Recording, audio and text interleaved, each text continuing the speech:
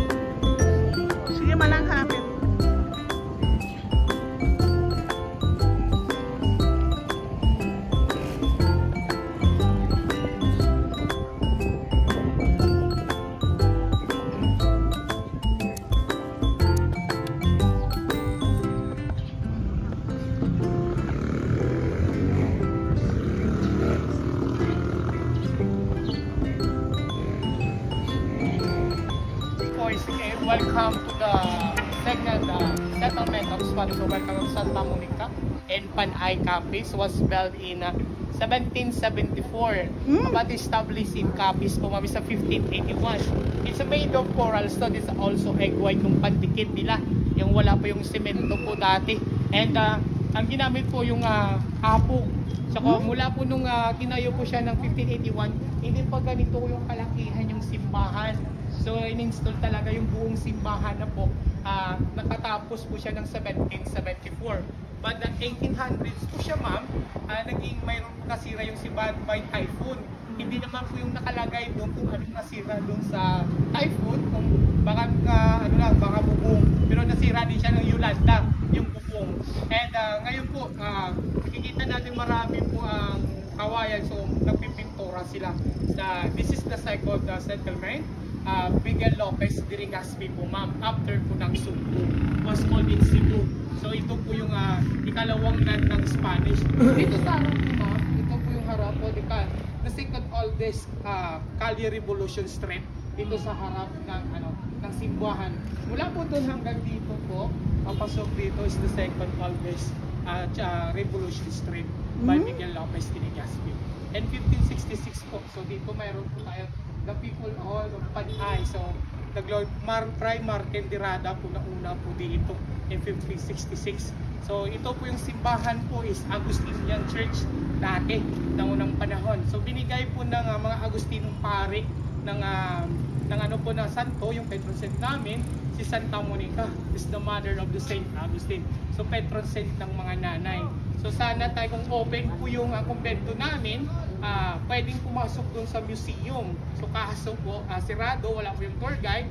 Lahat ng artifacts po sa loob ng museum nandun. So kasuotan ng pari, gamit ng mga pari dati ng unang panahon, so nandun po doon sa loob ng museum. Kaso po, sirado ngayon, stay off ko rin ng mga sa opisina po. So hindi po pwedeng pumasok doon. So pwede naman po kasi nandun ng kaso, nandun po sa tour guide yung susi. Kasuotan ng pare, yung makikita yung altar mayor. Yung altar mayor po is made of silver po siya. It's a pure silver po siya. Yan yung pinakamaraming artifacts na nawala po sa loob ng simbahan. So, yung mga Station of the Cross, makikita po natin sa loob. ano siya, kahoy na po, dati po is bronze. So 2 beses siya ninakaw. Una yung pangalan, ikalawa po yung buong stasyon na talaga. Kung ano yung kalapad yung pader niya na pinapatungan niya, ganun din po yung kalapad na malalaki. So nahulog yan dati, sabi ng mga tao, nahulog. Mga 3 tao, 4 na tao hindi kayang buhati. So nawala po siya. So doon makikita yung altar is 350 years old din siya. And hand carving is natural paint. So kumbento po namin to. This is the quarters of priests. So ito yung kumbento namin. So 2 centuries pala ginawa ito. Yes, 2 centuries. 2 centuries po siya. So kasi ano siya, maliit pa po dati, maliit pa, hindi pa masyado malaki. So ano siya, dinagdagan hanggang mapuno yung buong church talaga. Kung sasakay ka ng Ilocano at iikot dito, maghuhugis cross siya. Hugis cross po yung church. Kasi yung mga Agustino po ganyan po yung talagang hugis ng church nila.